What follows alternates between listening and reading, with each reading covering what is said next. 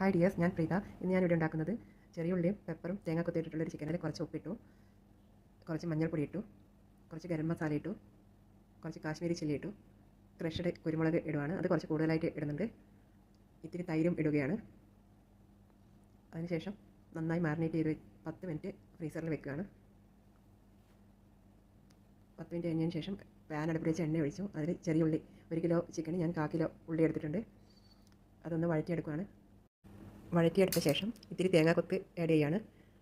തേങ്ങാക്കൊത്ത് ഇട്ടതിന് ശേഷം നന്നായി വഴറ്റിയെടുക്കുക. തേങ്ങാക്കൊത്ത് ചിക്കൻ്റെ കൂടെ കടിക്കുമ്പോൾ നല്ല ടേസ്റ്റ് ഉണ്ടാവും.